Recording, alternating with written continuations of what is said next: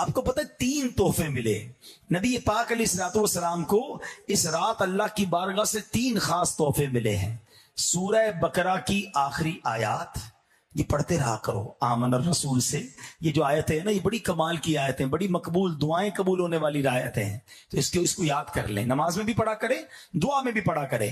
اور پھر فرمایا دوسرا تحفہ 5 نمازیں، اور تیسرا تحفہ یہ ملا کہ شرک اور کفر سے بچنے والے جتنے امتی ہیں ان کی بخشش کر دی جائے گی. تو اب نماز کا جو تحفہ ملا نا، یہ نمازیں تو ملی تھی 50. آپ جب واپس آئے تو حضرت موسیٰ علیہ السلام نے آپ سے ملاقات کی. اب حضرت موسیٰ کی سپیڈ دیکھیں، تھوڑی دیر پہلے قبر پہ نماز پڑھ رہے ہیں اور پیارے آقا سے آسمان پہ ملاقات بھی ہو رہی ہے. تو نبیوں کو اللہ نے بڑے کمالات سے نوازا ہے. تو جب حضرت موسیٰ کا یہ عالم ہے تو پھر ہم کیوں نہ کہیں کہ فریاد امتی جو کرے حال زار میں، ممکن نہیں کہ خیر بشر کو خبر نہ ہو، آقا بھی ہماری مدد فرمائیں گے. اب آقا سے حضرت موسیٰ عرض کرتے ہیں حضور 50 نمازیں آپ کی امت نہیں پڑھ سکے گی، اب جائیے کچھ کم کروا کے آئیے. میرے آقا پھر جاتے ہیں، عرض کرتے ہیں 5 کم ہو جاتی ہیں، تو حضور پھر جائیے یہ بھی زیادہ ہے. آقا پھر جاتے ہیں 40 ہو جاتی ہیں. بار بار عرض کرتے ہیں، نبی پاک بار بار جاتے ہیں، 9 بار نبی پاک جاتے ہیں بارگاہ الہی میں. اب کتنی ہو گئی؟ 5. حضرت موسیٰ عرض کرتے ہیں حضور یہ بھی زیادہ ہیں، مجھے بنی اسرائیل کا تجربہ ہے، اب یہ بھی کم کروائیے. اللہ کے حبیب فرماتے ہیں اب مجھے شرم آتی ہے. سبحان اللہ. محبوب و محب کی باتیں ہیں نا. اللہ کی طرف سے ارشاد ہوتا ہے اے محبوب ہمارے کلمات بدلتے نہیں، تمہاری امت نماز 5 پڑھے گی، ثواب 50 کا ہی دیا جائے. اب اس میں بھی بڑے مسئلے حل ہو گئے جناب کہ حضرت موسیٰ علیہ السلام تو دنیا سے پردہ فرما چکے تھے صدیوں پہلے، صدیوں کے بعد بھی مدد کر رہے ہیں. جو کہتے ہیں دنیا سے جانے کے بعد اللہ والے مدد نہیں کرتے، پھر تو ان کو 50 نمازیں پڑھنی چاہیے. حضرت موسیٰ نے مدد کی ہے، اس میں ان کو ماننا پڑے گا کہ ہاں حضرت موسیٰ کے مشورے سے نبی پاک گئے تھے. تو پتہ چلا اللہ والے دنیا سے جانے کے بعد بھی اللہ کی عطا سے مدد فرماتے ہیں. ایک مسئلہ تو یہ کلیئر ہو گیا. دوسری بات، حضرت موسیٰ خود بھی اللہ کے نبی ہیں، وہ خود ہی اللہ سے عرض کر دیتے یا اللہ 50 کی 5 کر دے، مگر انہوں نے نبی پاک سے عرض کیا. تو پتہ چلا اللہ کی بارگاہ میں اللہ کے پیاروں کا وسیلہ پیش کرنا یہ بھی نبیوں کا طریقہ ہے. کوئی حرج نہیں اگر ہم اللہ کے حبیب کا وسیلہ اور اللہ کی بارگاہ میں اس کے نیک بندوں کا وسیلہ پیش کریں تو اس میں بھی کوئی پرابلم نہیں ہے. تیسرا، علماء نے بڑے عشق والی ایک بات کہی ہے کہ حضرت موسیٰ بار بار کیوں بھیج رہے تھے. آپ کو پتا ہے نا حضرت موسیٰ کا واقعہ کیا ہے؟ آپ کلیم اللہ تھے، آپ اللہ سے باتیں کیا کرتے تھے، اور دنیا کا بھی دستور ہے کہ جب کسی سے باتیں کرتا ہو انسان اور محبت بھی دل میں ہو تو پھر جی چاہتا ہے کہ دیدار بھی ہو جائے. کبھی کبھی ہوتا ہے ہم بہت سالوں تک کسی بندے سے فون پہ بات کر رہے ہوتے، دوستی ہو جاتی ہے، کہتے ہیں کبھی دکھاؤ تو صحیح، بھائی آپ کو دیکھا ہی نہیں، فون پہ ہی باتیں ہو رہی ہیں. اب تو خیر ویڈیو کال آ گئی ہے تو بندہ ویڈیو کال کر لیتا ہے. پہلے ایسا بڑا ہوتا تھا جب ویڈیو کال نہیں ہوتی تھی، کاروبار چلتا رہتا تھا، بندے نے ایک دوسرے کو دیکھا ہی نہیں ہوتا تھا، اور کبھی کہتا ہے کبھی تو ملاقات کرو یار، فون پہ ہی بات ہوتی ہے. اب یہاں کلیم اللہ سے باتیں کرتے تھے، دیکھا نہیں تھا. عرض کرتے مولا تیرا دیدار کرنا ہے. ارشاد ہوا لن ترانی، اے موسیٰ تم مجھے نہیں دیکھ سکو گے. عرض کی یا اللہ دیدار کروا دے. تو اب کوہ طور پر ایک تجلی نازل کی گئی، دیدار نہیں ہوا، اللہ نے اپنی تجلی بھیجی. حضرت موسیٰ وہ تجلی دیکھ نہ سکے، تاب نہ لا سکے، آپ بے ہوش ہو گئے. ٹھیک ہے، آپ نے صلاۃ والسلام میں ایک شعر پر بہت بار سنا ہوگا، اب آج ذرا سمجھو. ایک طرف حضرت موسیٰ تاب نہ لا کر بے ہوش ہو گئے ہیں، اور دوسری طرف اپنے حبیب کو بلایا جا رہا ہے، دیدار کروایا جا رہا ہے، جلوے دکھائے جا رہے ہیں. فرق دیکھو حبیب اللہ اور کلیم اللہ میں. اور یہ شعر آپ نے کئی بار صلاۃ والسلام میں سنا ہوگا کہ فرق مطلوب و طالب کا دیکھے کوئی، قصہ طور و معراج سمجھے کوئی. Try to understand the difference between طور and معراج. ان دونوں واقعات میں فرق سمجھو. قصہ طور و معراج سمجھے کوئی، کوئی بے ہوش جلووں میں گم ہے کوئی. سمجھ آ رہی ہے؟ کوئی بے ہوش جلووں میں گم ہے کوئی. کس کو دیکھا یہ موسیٰ سے پوچھے کوئی، آنکھ والوں کی ہمت پہ لاکھوں سلام۔ یہ شان حبیب اللہ کی، ٹھیک ہے نا۔ اچھا اب حضرت موسیٰ کے ساتھ یہ واقعہ تو ہو چکا تھا، وہ دیدار تو کر نہیں سکے تھے، انہوں نے کہا کہ نبی یہ بات دیدار کر کے آئے ہیں۔ اچھا یہاں بھی ہوتا ہے ایسا، عاشقوں کے انداز ہوتے ہیں۔ اب کوئی بیچارہ غریب کوئی دور مدینہ نہ دیکھا ہو، جس نے تڑپ رہا ہو، مدینہ دیکھا نہیں اس نے، اب کوئی مدینے سے آتا ہے تو کیا کہتا ہے، تمہاری آنکھیں دیکھ لوں جس نے مدینہ دیکھا، میں ان آنکھوں کو چوم لوں جس نے مدینہ دیکھا۔ یقین کرو لقیم کسی اور امت میں بھی پیدا ہو سکتے تھے نا، کسی اور نبی کے زمانے میں پیدا ہو سکتے تھے، یہ اللہ نے مجھ پر اور آپ پر احسان کیا ہے کہ سرکار کا امتی بنا دیا ہے۔ اب جب امتی بنے ہونا، غلام بنے ہونا، تو پھر پکے غلام بنو نا، سچے عاشق بنو نا۔ نماز کتنی بڑی نعمت ہے آپ کو پتا ہے؟ جتنے احکام، روزہ، زکوٰۃ، حج، اسلامی احکام جبریل امین آقا کی بارگاہ میں زمین پر لے کر حاضر ہوتے تھے، مگر نماز کی اہمیت سمجھو کہ محبوب کو لا مقام پر بلا کر عطا فرمایا گیا ہے، سدرۃ المنتہا اور اس سے آگے بلا کر دیا گیا ہے۔ سوچو نماز کی اہمیت کیا ہے۔ اور سبحان اللہ، سنو کہ جو نماز ہے نا، وہ نماز مومن کی معراج ہے۔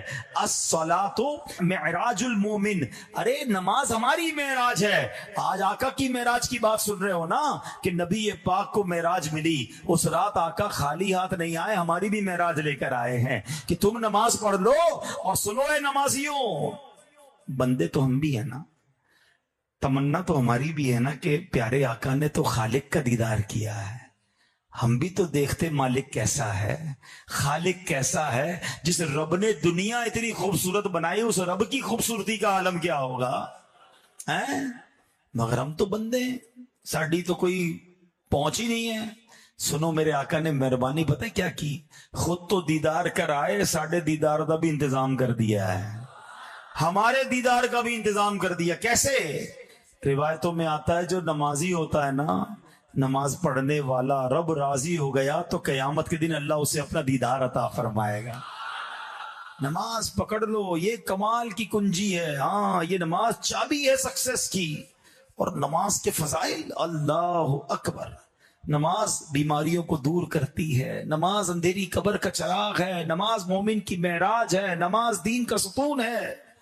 اور سنو میرے آقا فرماتے جعلت قرۃ عینی فی الصلاۃ، نماز میں میری آنکھوں کی ٹھنڈک ہے۔ امتی ہوں، آقا سے محبت بھی کرتا ہوں، تو جس میں آقا کی آنکھوں کی ٹھنڈک ہے اس کو پکڑ لوں نا میں، پھر کیسے نماز قضا ہوگی؟ اور جو نماز نہیں پڑھتے، یہ کوئی چھوٹا جرم نہیں ہے۔ آج ہمارے سامنے کوئی شرابی آ جائے، ہم کہتے او ہو شراب پیتا ہے، او یہ تو جواری ہے، او یہ تو ہرنچی ہے، اور یہ تو بدکاری زنا کرتا ہے۔ یقیناً یہ بڑے گناہ ہے، یہ چوری کرتا ہے، بڑے گناہ ہے، مگر نماز نہ پڑھنا ان سب سے بڑا گناہ ہے، یہ ان سب سے بڑا کبیرہ گناہ ہے، لیکن کسی کو ٹینشن ہی نہیں۔ آج ہمارے گھر بچی کا رشتہ کرنا ہو تو کیا ڈھونڈتے ہیں؟ شرابی تو نہیں، جواری تو نہیں ہے، کوئی غلط کام چوری چکاری تو نہیں کرتا۔ او بھائی یہ پوچھو نماز پڑھتا ہے کہ نہیں پڑھتا، نماز ہی نہیں پڑھتا کوئی بات نہیں، معاذ اللہ۔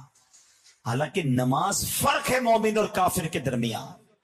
جو بے نمازی ہوتا ہے، نبی پاک نے اپنے ہاتھوں کو ملا کر بتایا کہ اللہ ناراض ہو گیا نا تو اس کو قبر ایسے دبائے گی جیسے کہ پسلیاں ٹوٹ پھوٹ کر ایک دوسرے میں پیوست ہو جائیں گی۔ اس کی قبر میں گنجا سانپ مسلط کر دیا جائے گا جو قیامت تک اسے مارتا رہے گا۔ کیسے نماز قضا ہو جاتی ہے بھائی؟ کچھ لوگ ملتے ہیں کہتے ہیں یار بس 4 نمازیں پڑھ لیتا ہوں، فجر میں آنکھ نہیں کھلتی۔ اچھا فجر میں آنکھ نہیں کھلتی، جس دن صبح سویرے ٹرین ہو تمہاری وہ بھی مس ہو جاتی ہے؟ کبھی یہ کہا یا ٹرین چلی گئی آنکھ نہیں کھلی؟ کسی کی فلائٹ ہو اس کی آنکھ نہیں کھلتی؟ نہیں، وہ تو جناب رات کو ایئرپورٹ پہنچ جاتا ہے۔ کبھی نوکری جہاں کرتے سیٹ نے کہا صبح 7 بجے آنا ضروری، میٹنگ ہے بہت ضروری ہے، 6:30 بجے اٹھ جاتا ہے بندہ، بھائی صاحب ناراض ہو گیا تو نوکری سے نکال دے گا۔ ساری چیزیں ٹائم پہ ہو جاتی ہے، نماز میں تمہاری آنکھ نہیں کھلتی۔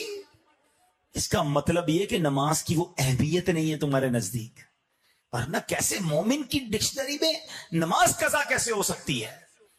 اگر آپ کھڑے ہو کے نماز نہیں پڑھ سکتے، آپ کو بیٹھ کے پڑھنی ہے، نماز پڑھنی ہے۔ لیکن لوگ نمازیں قضا کرتے ہیں اور ان کے ماتھے پہ بل بھی نہیں آتا. ابھی تھوڑے دنوں پہلے کی تو بات ہے، ترکیہ میں زلزلہ آیا نا، دیکھا نا آپ نے. 40 سیکنڈ میں کیا ہوا؟ جو گھر والے تھے وہ بے گھر ہو گئے. 40 سیکنڈ پہلے جو صحت مند تھے وہ معذور ہو گئے. 40 سیکنڈ پہلے جو زکوٰۃ دینے والے تھے وہ زکوٰۃ لینے والے بن گئے. 40 سیکنڈ پہلے جو زندہ تھے 40 سیکنڈ بعد دنیا سے چلے گئے. لاکھوں لوگ شہید، معذور، بے گھر ہو گئے. مگر ہم پھر بھی، میں یہ سوچتا ہوں کہ یار ایسا زلزلہ جس سے ہم سب نے مناظر دیکھے ہیں، مگر کیا ہماری مسجد میں نمازی بڑھ گئے؟ کیا ہم نے توبہ کر لی کہ یار میں بھی کسی دن سوؤں گا اٹھوں گا ہی نہیں؟ آپ کو پتہ ہے زلزلہ کتنے بجے آیا؟ صبح 4:15 بجے آیا. 99% لوگ اپنے گھروں میں تھے، بستر پر تھے اور سوتے سوتے ہی چلے گئے. بچپن میں ایک جملہ سنتے تھے نا، ایک شعر سنتے تھے، سونے والے رب کو سجدہ کر کے سو، کیا خبر اٹھے نہ اٹھے صبح کو، کیا خبر تیری صبح ہو نہیں اور صبح ہو تجھ ہو زیر زمین. یہ تو ایسا ہی ہوا نا، سوتے ہی چلے گئے. جو فلمیں دیکھ کر سوتا ہے، معاذ اللہ شراب پی کے سوتا ہے، بدکاری کر کے سوتا ہے، دوستوں کے محفل میں بیٹھ کر غیبتیں کر کر کے سوتا ہے. رات بھر کیا کرتے ہیں ہم لوگ؟ کتنے لوگ ہیں جو عشاء پڑھ کے وضو کر کے اللہ توفیق دے تو سورہ ملک پڑھ کے صلاۃ التوبہ پڑھ کے سوتے ہیں. ہماری تو نیند بھی بڑی عجیب ہے. حالانکہ اگر نیند کو سمجھو نا یہ کیا ہے. آپ کو پتہ ہے سونے کی دعا کیا ہے؟ اللہم بسمک اموت و احیا. بھائی نیند کی بات ہو رہی ہے، موت کی بات کیوں آ رہی ہے اس میں؟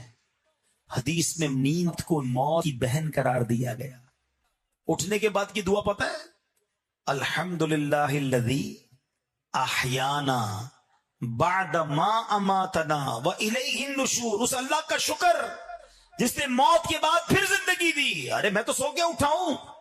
والیہ النشور، اسی کی طرف جانا ہے. روز پریکٹس کر رہے ہیں موت کے قریب جا کر واپس آنے کی. آج تو آ گیا، ہو سکتا ہے کسی دن جاؤں گا مگر واپس نہیں آؤں گا. کب توبہ کریں گے؟ کب نمازیں پڑھیں گے؟ کب اللہ کو راضی کریں گے؟ ٹائم نہیں ملے گا الگ سے کہ توبہ کر لو، اب نمازیں پڑھ لو. ہمیں نہیں پتا اگلا 1 گھنٹہ، اگلا 1 منٹ ہمارے لیے کیا لکھا ہوا. آگاہ اپنی موت سے کوئی بشر نہیں، سامان 100 برس کا ہے، پل کی خبر نہیں. ہمارا تو بس ایک ہی مقصد ہے، مال جمع کر لیں، گھر بنا لیں. اچھا کسی کا بڑا گھر دیکھتے تو دل چھوٹا ہو جاتا ہے. ارے جو اللہ نے دیا اس پر شکر ادا کرو. یہ گھر بار، یہ مال سیکنڈوں میں جا سکتا ہے. ہم نے دیکھا نا، اپنی آنکھوں سے دیکھا، مالدار بھی روڈ پہ، پیسے والا بھی اور غریب بھی روڈ پہ. وہ ایک واقعہ ہوا نا ترکیہ میں، ایک شخص کہتا ہے میں مکان کرائے پہ تھا میرا، تو میرے پاس پیسے نہیں تھے. مالک مکان کو کہا کہ 1 مہینے کا کرایہ نہیں ہے میرے پاس، مجھے رہنے دو، اگلے مہینے دے دوں گا. کہتا نکلو گھر سے باہر. دھکے دے کے باہر نکال دیا. بیوی بچوں کے ساتھ روڈ پہ آ گیا. گھر تو تھا نہیں. میں نے ایک چادر لگائی، ایک خیمہ لگایا، روڈ پہ رہنے لگا. رات زلزلہ آیا، صبح مالک مکان بھی میرے خیمے میں آ گیا. سمجھ آئی بات؟ کل اس کو گھر سے نکالا، صبح خود گھر سے باہر تھا. اتنی دیر لگتی ہے. ہاں اپنے مال پر، اپنے جاہو جلال پر، اپنی ہوشیاری پر کوئی اترانا نہیں ہے. جو دیا رب نے دیا، شکر ادا کرو، اسے راضی کرو، وہ ناراض نہ ہو جائے. اور اسی واقعے سے جو نماز نہیں پڑھتے نا، سنو ایک سبق والا واقعہ سناتا ہوں. اسی زلزلے سے 3-4 دن کے بعد ایک بچی کو نکالا گیا. بچی زخموں سے چور چور ہے، ہوش میں نہیں، آنکھیں بند ہیں، منہ بھی سوجا ہوا ہے. بچی پتہ کیا کہتی ہے؟ یا اللہ میرا کیا بنے گا، میں نے 3 دن سے نماز نہیں پڑھی ہے. وہ 3 دن ملبے میں دبی ہوئی تھی. وہ نماز نہ پڑھنے کی وجہ سے اسے صرف یہی بار بار خیال آ رہا ہے، یا اللہ مجھے معاف کرنا، میں نے نماز نہیں پڑھی. یا اللہ میرا کیا بنے گا، میں نے 3 دن نماز نہیں پڑھی ہے. یہ ان تمام لوگوں کے لیے میسج ہے جن کی بستر پر نماز قضا ہو جاتی ہے، جن کی دکان پر بیٹھے بیٹھے نماز قضا ہو جاتی ہے، جو دوستوں میں بیٹھے ہوتے ہیں اور مؤذن پکارتا ہے حی علی الفلاح، حی علی الصلاح، اور ان کی نماز قضا ہوتی ہے. کیا جواب دیں گے ہم اللہ کو؟ ایک طرف کہتے ہیں غلامی رسول میں موت بھی قبول ہے، اور دوسری طرف نماز ہی قبول نہیں ہے۔ آؤ میرے پیارے اسلامی بھائیوں، آج سب نیت کریں کہ آج کے بعد ہماری کوئی نماز قضا نہیں ہوگی۔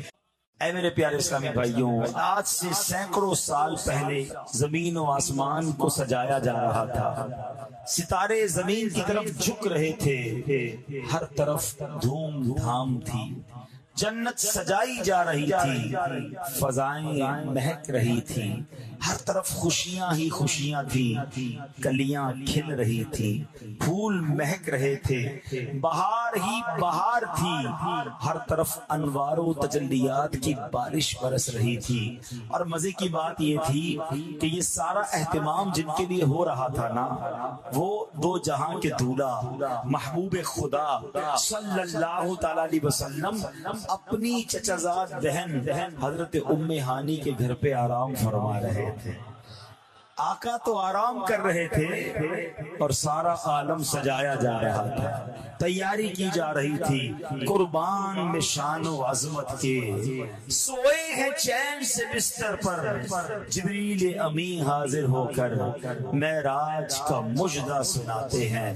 معراج کی رات فرشتوں کے سردار نبی پاک علیہ الصلوۃ والسلام کی بارگاہ میں حاضر ہوئے، معراج کی خوشخبری سنائی۔ معراج کی رات میرے آقا مکہ مکرمہ سے بیت المقدس پہنچتے ہیں، تمام نبیوں کی تمام رسولوں کی امامت فرمائی، میرے آقا کو آسمانوں کی سیر کروائی گئی، جنت اور دوزخ کے طبقات دیکھے، عرش پہ بلایا گیا اور اللہ نے اپنے حبیب کو اپنا دیدار کروایا۔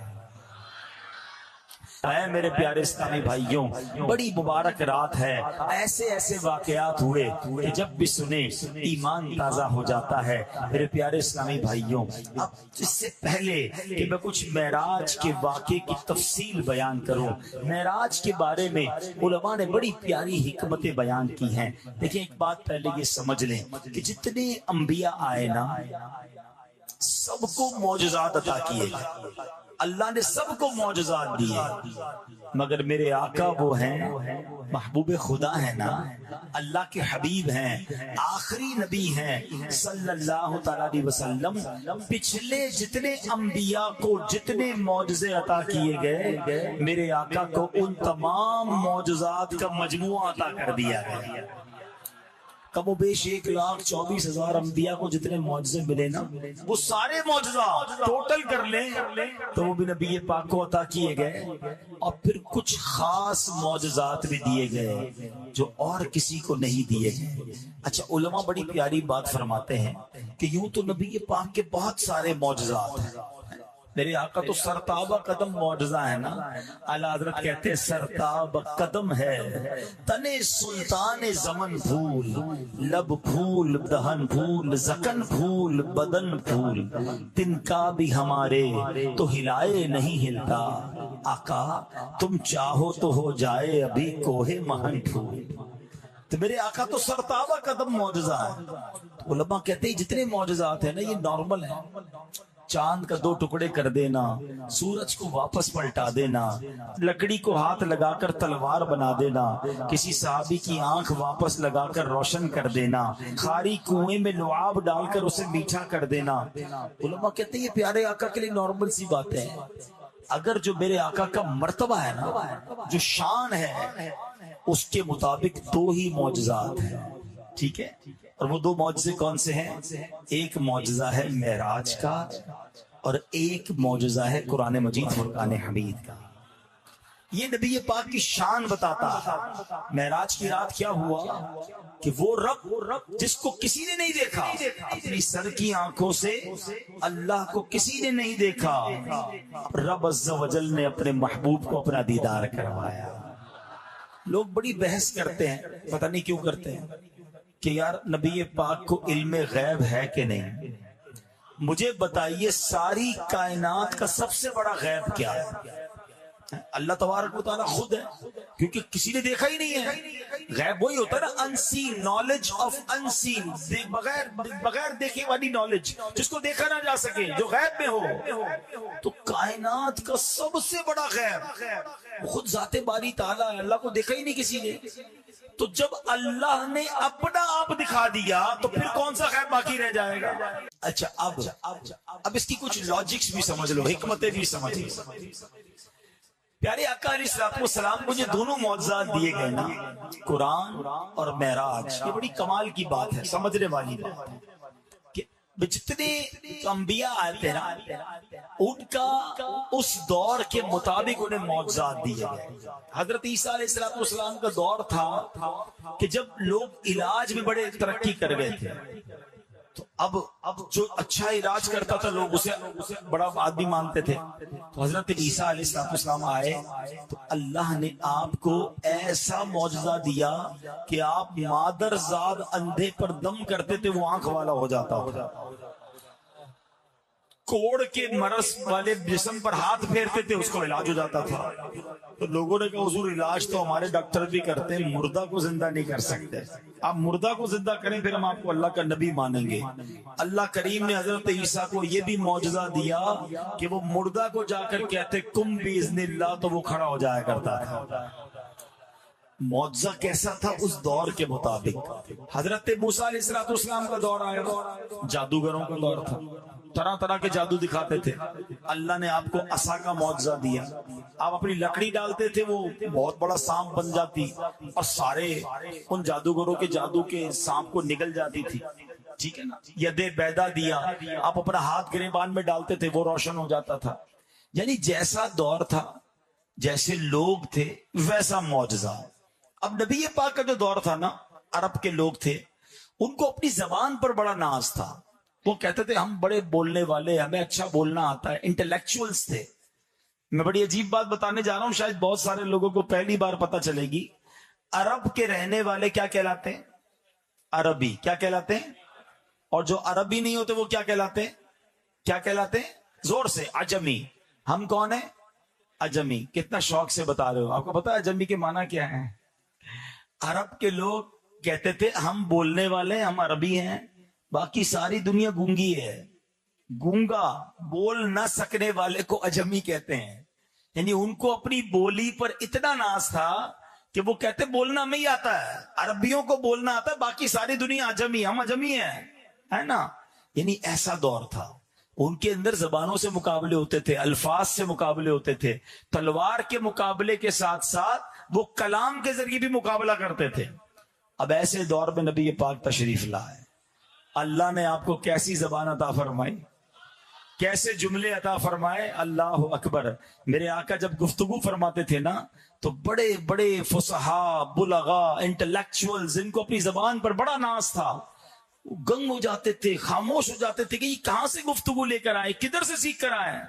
بریلی کے تاجدار یہی تو بات کہتے ہیں نا کہ میں نثار تیرے کلام پر ملی یوں تو کس کو زبان نہیں، وہ سخن ہے جس میں سخن نہ ہو، وہ بیاں ہے جس کا بیاں نہیں، آقا تیرے آگے یوں ہیں دبے لچے، فصحا عرب کے بڑے بڑے، کوئی جانے منہ میں زبان نہیں بلکہ جسم میں جان نہیں۔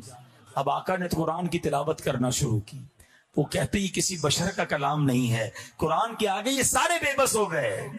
تو قرآن جواب تھا ان لوگوں کے لیے جن کو اپنی زبان پر بڑا ناز تھا۔ لیکن یہ دور نبی پاک کا صرف عرب کے لوگوں کا دور تو نہیں تھا نا، میرے آقا تو آخری نبی ہیں، قیامت تک دور نبی پاک کا ہے۔ تو ہو سکتا ہے آج تو سائنس نے بڑی ترقی کر لی، جہاز بن گئے، راکٹ بن گئے، اسپیس اسٹیشن بن گئے، سپر سونک ایئر کرافٹ بن گئے، موبائل فون آ گیا، انٹرنیٹ آ گیا۔ تو ہو سکتا ہے کوئی اٹھ کے کہتا جناب آپ تو کہتے ہیں کہ ہر نبی کو اس کے دور کے مطابق معجزہ دیا گیا، آج تو سائنس کا دور ہے، بتاؤ تمہارے نبی کے پاس کون سا معجزہ ہے؟ آئے ہائے، پوری دنیا کی سائنس کو جواب ہے معراج شریف۔ دنیا نے بڑی ترقی کی ہے، نو ڈاؤٹ، گھنٹوں میں مہینوں کا سفر طے ہو جاتا ہے، مگر سنو میرے آقا نے جو سفر کیا تھا نا، نبی پاک نے مکے سے بیت المقدس کا سفر کیا، بیت المقدس سے 7 آسمان کی سیر کی، جنت کی سیر کی، جو جہنم کے طبقات ملاحظہ کیے، رب کی بارگاہ میں حاضری دی۔ یہ پورا سفر کر کے میرے آقا واپس آتے ہیں تو ابھی نبی پاک کا بستر گرم ہے، دروازہ کھولتے ہیں تو کنڈی کتنی دیر ہلتی ہے؟ چند سیکنڈ۔ آقا دروازہ کھول کر گئے تھے، واپس آ گئے پورا سفر کر کے، کنڈی ابھی بھی ہل رہی ہے۔ وضو کر کے تشریف لے گئے تھے تو وضو کا پانی بہتا ہے تھوڑی دیر، میرے آقا یہ صدیوں کا سفر کر کے واپس آئے ہیں اور وہ وضو کا پانی ابھی بھی بہ رہا ہے۔ یہ کیسا ٹریول تھا، یہ کتنی سپیڈ تھی، اللہ اکبر۔ اب عقل تو کہتی کہ ٹائم کو کیا ہو گیا تھا، سب چیزیں ویسی کی ویسی اور آقا سفر کر کے آ گئے۔ تو سبحان اللہ، اب آؤ عشق کی زبان میں جواب لے لو۔ میرے اور آپ کے ہاتھ میں گھڑی ہے، گھڑی ہوتی ہے نا، اس کا سیل نکال لیں تو گھڑی کی ٹک ٹک رک جائے گی نا، پھر سیل لگائیں گے تو پھر چلنا شروع ہو جائے گی۔ ایسا ہی ہے نا، بات یہ ہے کہ میرے آقا جو ہے نا وہ عالم کی جان ہے، جان چلی گئی تھی عالم رک گیا تھا، آقا واپس آئے دنیا نے پھر چلنا شروع کر دیا۔ 22ویں رات ہو گئی اور صبح ہوئی تو میرے آقا نے مکے والوں کو بتایا کہ میں رات ہی بیت المقدس بھی ہو کر آ گیا ہوں اور آسمانوں کی سیر بھی کر کے آ گیا ہوں۔ ابو جہل تھا اس زمانے میں کفاروں کا سربراہ، اس نے سنا تو کہتا کیا بات کر رہے ہیں آپ؟ کہاں؟ تو کہا کیا میں اور لوگوں کو جمع کروں؟ اب پھر بھی یہ بات ان کے سامنے کریں گے؟ نبی پاک نے فرمایا بالکل کروں گا۔ اب اس نے کیا کیا، اور شرارتی لوگوں کو جمع کیا اور نبی پاک سے پوچھا کہ آپ کیا فرما رہے تھے، آپ رات کہاں گئے تھے؟ پیارے آقا نے فرمایا کہ میں رات کے تھوڑے حصے میں مکہ پاک سے بیت المقدس اور آسمانوں کی سیر کر کے آیا ہوں۔ اب وہ سارے لوگ ہنسنے لگے، مذاق اڑانے لگے، نبی پاک پر اعتراض کرنے لگے۔ پتہ ہے اعتراض کیوں تھا؟ اب میں آپ کو سمجھاتا ہوں۔ اعتراض یوں تھا کہ اگر کوئی شخص آپ کے پاس میرپور ماتھیلو میں عشاء کی نماز میں آپ کی ملاقات ہو اور پھر فجر کی نماز میں جب وہ آپ کے پاس آئے تو وہ آپ کو بتائے کہ میں رات کو امریکہ لندن گھوم کر آ گیا ہوں، اب یہی کہیں گے لگتا ہے طبیعت خراب ہے آپ کی، یا خواب میں گئے ہوں گے۔ ایسا ہی ہے نا کہ ایک رات میں عشاء میں بھی آپ یہیں تھے، فجر میں بھی آپ یہی ہیں، جہاز میں بھی جائیں تو اتنی جلدی واپس نہیں آ سکتے۔ پرابلم یہ تھا کہ مکہ پاک سے بیت المقدس یعنی مسجد اقصی کا جو راستہ تھا نا وہ 1 مہینے کا راستہ تھا۔ کوئی اونٹ پر جائے، گھوڑے پر جائے تو 1 مہینہ لگتا ہے، واپس آئے تو پھر 1 مہینہ لگتا ہے۔ تو نبی پاک فرما رہے رات کو گیا اور واپس بھی آ گیا، تو وہ مذاق اڑانے لگے، وہ ایمان والے تو تھے نہیں۔ اچھا اب لوگوں نے کہا موقع اچھا ہے، ابو بکر صدیق رضی اللہ تعالیٰ عنہ ہر بار ان کا بڑا ساتھ دیتے ہیں، آج ان کے دوست کو ان سے بہکا دیتے ہیں۔ وہ لوگ فوراً چلے گئے حضرت ابو بکر صدیق کے گھر پر، دروازہ کھٹکھٹایا، اب باہر آئے کہ دیکھو تمہارے نبی کیا کہتے ہیں جن کا تم کلمہ پڑھتے ہو؟ کہ کیا فرماتے ہیں؟ کہ وہ کہتے ہیں رات کے تھوڑے حصے میں بیت المقدس ہو کر آ گئے۔ صدیق اکبر فرماتے ہیں کیا واقعی میرے نبی نے ایسا کہا ہے؟ وہ کہتے ہیں ہاں ایسا ہی کہا ہے۔ ہو سکتا ہے ان کے دل میں یہ خیال آیا ہو کہ لگتا ہے دل میں کچھ گڑبڑ ہو رہی ہے، کچھ وسوسہ آ رہا ہے۔ کہا ہاں بالکل یہی کہہ رہے ہیں۔ آئے ہائے، ابو بکر صدیق رضی اللہ تعالیٰ فرماتے ہیں اگر میرے نبی فرماتے ہیں تو سچ فرماتے ہیں، آقا فرماتے ہیں تو حق فرماتے ہیں۔ وہ دن ہے، آج کا دن ہے۔ صدیق اکبر کا نام صدیق پڑ گیا، تصدیق کرنے والا پڑ گیا۔ لوگوں نے پوچھا اے ابو بکر تم تو بڑے عقل مند ہو، اس بات کی تصدیق کیسے کرتے ہو کہ تھوڑی دیر میں بیت المقدس سے کوئی واپس آ سکتا ہے؟ صدیق اکبر نے بڑا کمال کا جواب دیا، کہا یہ تو زمینی خبریں ہیں، ہمارے آقا تو ہمیں آسمان کی خبریں دیتے ہیں، ہم اس پر بھی تصدیق لائے ہیں، ہم تو اس پر بھی ایمان لائے ہیں۔ آقا فرماتے اللہ ایک ہے، ہم نے مانا اللہ ایک ہے۔ وہ فرماتے جبریل آتے قرآن لے کے، ہم نے دیکھا نہیں، ہم کہتے جبریل آتے ہیں، وہ کہتے قرآن رب کی کتاب ہے، ہم مانتے قرآن رب کی کتاب ہے۔ جب اتنی باتیں مانتے ہیں تو اگر یہی محبوب کہہ رہے ہیں بیت المقدس ہو آئے ہیں تو ہم نے یہ بھی ماننی ہے۔ لیکن سچی بات پتہ ہے کیا ہے؟ صدیق اکبر رضی اللہ تعالیٰ عنہ نے ہمیں بڑا پیارا سبق سکھا دیا ہے۔ ہاں یہ ذرا میں وسوسہ بھی آج کلیئر کر دوں اور عقیدہ بھی بیان کر دیتا ہوں۔ پہلے تو ذرا پرابلم یہ ہے کہ 27ویں رجب کی صبح 2 قسم کے گروہ تھے، ایک کو پرابلم تھی، ایک کو تکلیف تھی، ایک کو اعتراض تھا کہ نبی پاک کیسے ہو کر آ گئے، اور ایک گروہ وہ تھا جو صحابہ کا تھا، وہ خوشیاں منا رہے تھے۔ کہ آقا کو معراج نصیب ہو گئی ہے, میرے آقا رب کا دیدار کر کے آئے ہیں, ہم ہیں وہ ہمارے نبی, ان کے ہم امتی, امتی تیری قسمت پہ لاکھوں سلام. ہر سال آج بھی دیکھ لیں 1450 سال ہو گئے ہیں, جب بھی معراج کی رات آتی ہے عاشقان رسول جھوم رہے ہوتے ہیں. کچھ لوگوں کو پرابلم بھی ہو رہی ہوتی ہے, جن کو پرابلم ہوتی ہے وہ اپنا ٹھکانہ دیکھ لیں. ہم تو الحمدللہ صدیق اکبر کے چاہنے والے ہیں, اور صدیق اکبر نے ہمیں سکھا دیا ہے. وہ پنجابی لوگ کہتے ہیں نا, اسی منن والے سوچن والے نہیں ہیں. ہاں, ہمارا کام لبیک کہنا ہے. اللہ نے فرمایا, اللہ کے حبیب نے فرمایا, ہم نے بالکل مان لینا ہے. ہر بات عقل میں آئے یہ ضروری نہیں. آج سے 100 سال پہلے اگر کسی کو کہتے کہ بندہ جہاز میں بیٹھ کر اڑے گا تو لوگ مذاق اڑاتے. کوئی یہ کہتا کہ جناب ٹیلی فون پر اپنے گھر والوں کو امریکہ میں بیٹھ کر بھی دیکھ لے گا تو لوگ مذاق اڑاتے. آج ہر آدمی دیکھ رہا ہے, اس کے موبائل میں موجود ہے. ارے جب تم کنیکشن کے ذریعے یہاں بیٹھ کر امریکہ میں بات کر سکتے ہو تو اگر اولیاء کرام روحانی کنیکشن کے ذریعے دنیا بھر کو دیکھ لیں تو اس میں کیا پرابلم ہے؟ ہم دنیاوی کنیکشن کے ذریعے دیکھیں تو کوئی پرابلم نہیں, وہ روحانی کنیکشن کے ذریعے دیکھیں تو کسی کو کیوں اعتراض بنتا ہے؟ تو ایک تو یہ بات کلیئر ہو گئی. دوسرا, ایک وسوسہ کریٹ کرتے نا لوگ, خامخواہ ذہنوں میں بات ڈال دیتے ہیں کہ جناب بات تو ٹھیک ہے, معراج ہوئی تھی مگر خواب میں ہوئی تھی. نبی پاک کو جو معراج ہوئی نا وہ جسمانی نہیں, وہ خواب میں ہوئی تھی. یہ اعتراض آتا ہے. چلیں اس کی بھی کاٹ کر دیتا ہوں. لاجیکلی جواب, سمپل جواب. آپ کبھی صبح اٹھیں اور آپ کا بچہ آپ کے ساتھ سویا ہوا ہو یا چھوٹا بھائی ہو, اور وہ اٹھ کر کہے کہ ابو رات میں لاہور بھی گیا, اسلام آباد بھی گیا, کراچی بھی گیا, پھر صبح اٹھا تو اپنے بستر پر ہی تھا, تو آپ کیا کہیں گے؟ بیٹا کوئی بات نہیں, میں بھی رات کو گھومتا ہی رہتا ہوں, کوئی مسئلہ نہیں ہے. ایسا ہی ہے نا, خواب میں کوئی کہیں بھی چلا جائے کوئی پرابلم ہے؟ کوئی اعتراض نہیں ہے نا, سبھی گھومتے رہتے ہیں. مجھے ایک بات بتائیں, نبی پاک نے جب 27 رجب کی صبح یہ اعلان کیا کہ میں بیت المقدس سے ہو کر آیا ہوں, ابو جہل اور اس کے چیلوں نے جو اعتراض کیا, وہ اعتراض کیوں کیا؟ پھر اس کا مطلب کیا ہے؟ ذرا سمجھدار لوگ میری بات سمجھیں گے. اگر نبی پاک کا یہ اعلان تھا کہ میں خواب میں ہو کر آیا ہوں تو اعتراض تو کوئی نہ کرتا. آقا نے اعلان ہی یہ فرمایا تھا کہ میں جسمانی طور پر ہو کر آیا ہوں. بات سمجھ آ رہی ہے؟ یہ اعتراض کرنا, یہ جھگڑا بننا, یہ آرگیومنٹ ہونا بتا رہا ہے کہ میرے آقا کا دعویٰ یہی تھا, نبی پاک کا اناؤنسمنٹ یہی تھا کہ میں جسمانی طور پر بیت المقدس ہو کر آیا ہوں. تو سبحان اللہ, ہمارا جو عقیدہ ہے وہ بالکل درست ہے کہ رب نے اپنے حبیب کو ان کے جسم اقدس کے ساتھ, روح مقدس کے ساتھ, سبحان اللہ, یہ سیر کروائی ہے. اللہ جو چاہے, ان اللہ علی کل شیء قدیر, ہمیں اس کی قدرت پر یقین ہے. اچھا جناب, یہ تو بات کلیئر ہو گئی. اب آؤ, ان کفار سے صبر نہیں آیا نا, ان کو کہا اچھا آپ واقعی ہو کر آئے؟ کہا ہو کر آئے.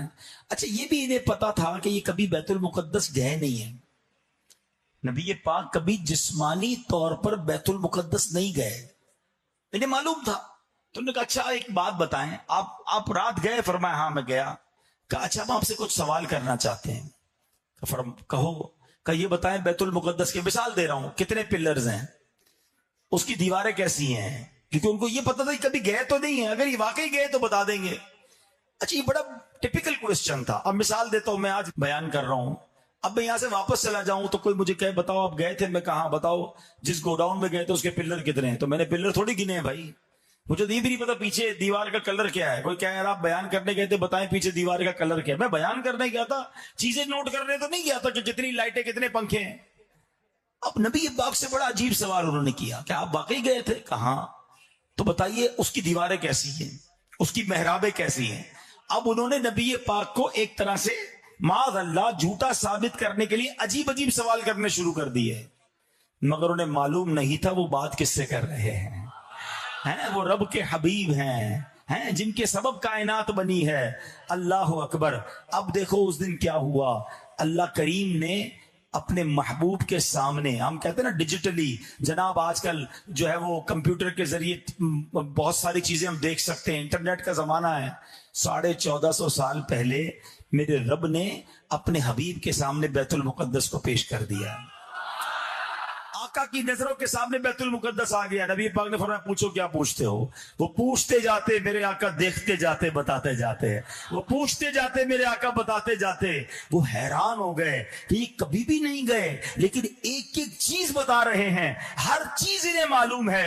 अल्लाह अकबर। जरा सोचिए मेरे प्यारे इस्लामी भाइयों, ये शान है मेरे आका की, और ये एक ऐसा मौजज़ा है जो रहती दुनिया के लिए, सुबह कयामत के लिए साइंस कितनी भी तरक्की कर जाए, उसको ये जवाब है कि अल्लाह ने अपने हबीब को एक ऐसा मौजज़ा करवाया जिसके आगे साइंस भी आजिज है। अल्लाह ने वो कमालात हमारे आका को अता फरमाए। अब मेराज की रात जो ये सफर हुआ, इसमें बहुत सारे वाकयात हुए। नबी पाक अलैहिस्सलाम ने इस रात जो सफर किया ना, उसके 3 हिस्से हैं। पहले 3 मेराज के हिस्से हैं। अल्लाह कुरान मजीद फुरकान हमीद 15वें पारे के शुरू में फरमाता है, सुब्हानल्लज़ी अस्रा बिअब्दिही लैलन मिनल मस्जिदिल हरामी इलल मस्जिदिल अक्सा। पाक है वो जात जिसने अपने खास बंदे को रात के कुछ हिस्से में मस्जिद हराम से मस्जिद अक्सा की सैर कराई। फिर आगे फरमाया, अल्लज़ी बारकना हौलहू लिनुरियहू मिन आयातिना, जिसके इर्द गिर्द हमने बरकतें रखी हैं ताकि हम उसे अपनी अजीम निशानियां दिखाएं। इन्नहू हुवस समीउल बसीर, बेशक वही सुनने वाला देखने वाला है। अब सफर के 3 जो है ना वो दर्जे हैं। पहला हिस्सा मक्का पाक से बैतुल मुकद्दस तक, इसे असरा कहते हैं। आसमानी मेराज जो मस्जिद अक्सा से सिदरतुल मुंतहा तक है, इसे मेराज कहते हैं।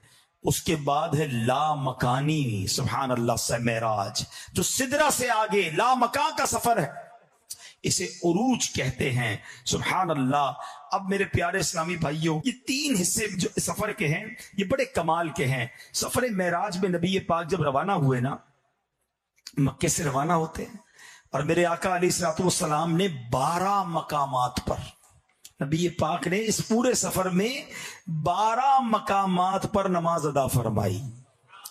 मक्के से रवाना हुए, पहले मदीना पाक नजर आया। अभी नबी पाक मदीने गए नहीं थे।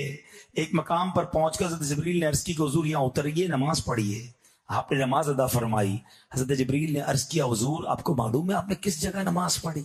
जिब्रील अमीन ने खुद ही जवाब दे दिया कि आपने तैयबा यानी मदीना शरीफ में नमाज पढ़ी है, आप यहीं हिजरत करके तशरीफ लाएंगे। मक्के से पहले मदीने का सफर हुआ। फिर दूसरा मकाम तूरे सीना, ये वो पहाड़ है जहां हजरत मूसा अलैहिस्सलाम रब से बात करने जाया करते थे। वहां 2 रकत नमाज अदा फरमाई। उसके बाद तीसरी रास्ते में सफर हुआ तो हजरत जिब्रील ने एक और जगह कहा, हुजूर यहां भी नमाज पढ़ें। कहा ये बैतुल लहम है जहां हजरत ईसा अलैहिस्सलाम की विलादत हुई थी। और आगे गए तो आपने हजरत मूसा अलैहिस्सलाम को देखा। नबी पाक की हदीस है, मुस्लिम शरीफ की हदीस है कि मैं मेराज की शब मेरा गुजर हजरत मूसा अलैहिस्सलाम की कब्र से हुआ जो रेत के सुर्ख टीले के पास वाक़े है। उस वक्त मूसा अलैहिस्सलाम अपनी कब्र में खड़े नमाज पढ़ रहे थे। अल्लाह अकबर। अब जरा थोड़ा सा समझिएगा बात को। देखिए, अब आप बयान गौर से सुनते जाओगे ना तो बहुत सारे वसवसों की काट, बहुत सारी चीजें क्लियर होती चली जाएंगी। पहली बात तो यह है कि नबी पाक अलैहिस्सलाम हजरत मूसा की कब्र के करीब से गुजर रहे हैं। इसका मतलब अंबिया की, बुजुर्गों की कब्र पर जाना ये नबियों का तरीका है। और अल्लाह ने नबी पाक को कैसी आंख अता फरमाई कि कब्र के अंदर भी देख रहे हैं। अल्लाह ने ये कैसा करम फरमाया अपने हबीब पर, कैसी निगाह अता फरमाई कि कब्र के अंदर हजरत मूसा को नमाज पढ़ते देख रहे हैं। तो सैयदी आला हजरत अभी तो लिखते हैं ना कि सरे अर्श पर है तेरी गुजर, दिले फर्श पर है तेरी नजर, सरे अर्श पर है तेरी गुजर, दिले फर्श पर है तेरी नजर, मलकूत व मुल्क में कोई शय नहीं वो जो तुझ पे आया नहीं। अल्लाह ने कैसी निगाहें दी। और तीसरा अकीदा क्लियर हो गया कि अंबिया जो हैं वो अपनी कब्रों में जिंदा हैं, वो तो नमाज पढ़ रहे हैं। अल्लाह अकबर। अल्लाह कुरान में भी तो यही इरशाद फरमा रहा है ना, बिस्मिल्लाहिर्रहमानिर्रहीम, वला तहसबन्नल्लज़ीना कुतिलू फी सबीलिल्लाहि अम्वाता बल अहयाउन इंद रब्बिहिम युरज़क़ून। अल्लाह फरमाता है जो अल्लाह की राह में शहीद किए गए हरगिज उन्हें मुर्दा ख्याल न करो। मुर्दा ख्याल न करना, बल्कि वो अपने रब के पास जिंदा हैं, उन्हें रिस्क दिया जाता है। अब उलमा बड़ी प्यारी बात कहते हैं कि शहीद के बारे में कुरान कह रहा है कि उन्हें मुर्दा ना कहो, वो कब्र में जिंदा है, उन्हें रिस्क मिलता है। तो शहीद से बड़ा मर्तबा तो नबी का है ना। जिस नबी की उम्मत में कोई शहीद जिंदा हो तो नबी का कब्र में आलम क्या होगा। और हदीस पाक भी है, अल्लाह के हबीब अलैहिस्सलाम फरमाते हैं, बेशक अल्लाह पाक ने जमीन पर अंबिया इकराम के जिस्मों को खाना हराम फरमा दिया है। अल्लाह पाक के नबी जिंदा हैं, उन्हें रिस्क दिया जाता है। एक और जगह अल्लाह के हबीब अलैहिस्सलाम फरमाते हैं, अंबिया इकराम अपनी अपनी कब्रों में जिंदा हैं और नमाज भी पढ़ते हैं। तो ये हदीस भी साबित हुई, कुरान की आयत भी हमने जान लिया, तो पता चला कि अंबिया शुहदा वो अपनी कब्रों में जिंदा होते हैं। और मुस्लिम शरीफ की मैंने हदीस सुनाई है कि नबी पाक कहते हैं, मैंने हजरत मूसा को मेराज के सफर में अपनी कब्र में नमाज पढ़ते हुए देखा। और सुनो सुनो, मेरे आका सल्लल्लाहु तआला अलैहि वसल्लम भी अपने मज़ार पुरनवार में जिंदा हैं। इमाम अब्दुल वहाब शारानी फरमाते हैं, आका अजानो इकामत के साथ नमाज भी अदा फरमाते हैं। हाँ, कब्र अनवर में अजान और इकामत के साथ नमाज अदा होती है और दीगर अंबिया इकराम भी अपनी अपनी कब्रों में नमाज अदा फरमाते हैं। तो क्या शान है मेरे आका अलैहिस्सलाम की, अंबिया की, सहाबा और अहले बैत की। अब आगे चलिए, इस तरह एक और मसला भी हल हो गया कि कुबूर मुस्लिमीन पर जाना। लोग कहते कब्रिस्तान क्यों जाते हो, मजार पर क्यों जाते हो, हैं? प्यारे आका अलैहिस्सलाम मेराज की रात हजरत मूसा की कब्र से गुजर रहे हैं। अच्छा, फिर नबी पाक ओहद शरीफ भी जाया करते हैं, बार बार जाया करते। शहदा ओहद की क्या शान है। मदीने पाक में कब्रिस्तान मौजूद है और जहां सैयदुल शहदा सैयदना हमजा का मजार भी है। बल्कि इतनी प्यारी बात नबी पाक ने फरमाई जिसका मजमून है कि शहदा ओहद को सलाम कहा करो, सैयदना अमीर हमजा को सलाम कहा करो कि जो इनको सलाम कहता है ये कयामत तक सलाम कहने वाले को सलामती की दुआ से नवाजते हैं। तो मज़ारात औलिया पे जाना, सहाबा के मज़ार, अंबिया के मज़ार पे जाना, ये कोई प्रॉब्लम नहीं है। अच्छा, एक और बात, नबी पाक ने मदीने पाक में नमाज पढ़ी, बैतुल लहम जहां हजरत ईसा की विलादत हुई वहां नमाज पढ़ी, प्यारे आका अलैहिस्सलाम ने कोहे तूर पर नमाज पढ़ी। तो पता ये चला कि मुबारक मकाम, मुतबर्रिक मकाम पर जाकर इबादत करना ये भी नबियों का तरीका है, ये प्यारे आका का तरीका है। तो अगर कोई जाकर किसी बुजुर्ग के मजार के पास जाकर फातिहा पढ़ता है, वहां करीबी मस्जिद में जाकर नवाफिल पढ़ता है, कुरान पढ़ता है, तो इसमें कोई किसी किस्म का मसला नहीं है। अब आगे चलते हैं। अब नबी पाक पहुंच गए मस्जिद अक्सा। आए हाय, मुसलमानों का किबला अव्वल। और आपको पता है वहां कैसी नमाज हुई है, कायनात में ऐसी नमाज कभी नहीं हुई है। सारे अंबिया सफ ब सफ खड़े हैं और मेरे आका पहुंचते हैं और जिब्रील अमीन नबी पाक से अर्ज करते हैं, हुजूर आपने इमामत करनी है। सारे नबियों की इमामत नबी पाक ने बैतुल मुकद्दस में फरमाई। और सुभान अल्लाह, अब नबी पाक अलैहिस्सलाम ने जो नमाज पढ़ाई ना, 2 रकात नमाज पढ़ाई थी। पहली रकत में मेरे आका ने सूरह काफिरून की तिलावत फरमाई, दूसरी रकत में सूरह इखलास की तिलावत फरमाई। अंबिया की 7 सफ़े थी, उनमें 3 सफ़े मुरसलीन की थी। जरा सोचो तो सही कैसा मंजर होगा कि मुक्तदी हैं सारे अंबिया, मुक्तदी है सारे अंबिया, मुस्तफा इमाम हो गए। ये कैसी नमाज है। बरेली के ताजदार कहते हैं, आओ मैं बताता हूं इसमें राज क्या है, ये नमाज अक्सा क्यों करवाई गई। अल्लाह अकबर। आप फरमाते, नमाज अक्सा में था यही सिर, याहो मानाए अव्वल आखिर, है दस्त बस्ता पीछे हाजिर। जो सल्तनत आगे कर गए थे, जो पहले सल्तनत कर गए, जो अंबिया पहले गुजर गए, उन्हें भी बताना था कि इमाम उल अंबिया, सारी दुनिया को गोया ये पैगाम दिया गया कि यही आका है, यही इमाम उल अंबिया है। ऐ मेरे प्यारे इस्लामी भाइयों, अब उसके बाद 7 मजीद मकामात हैं जब नबी पाक ने नमाज पढ़ी, और वो 7 आसमान हैं। आका हर नमाज पर 2 रकत अदा करते करते ऊपर गए। अब जरा गौर करनी है। अब मैं अपने बयान के पैगाम की तरफ आता हूं कि ये असरा का सफर जो है, ये मेराज का जो सफर है, ये जाते हुए भी नमाजें हैं, कदम कदम पर नमाजें हैं, कदम कदम पर सजदे हैं, और जब रब की बारगाह में पहुंचे तो वहां से तोहफा भी नमाज का मिलता है।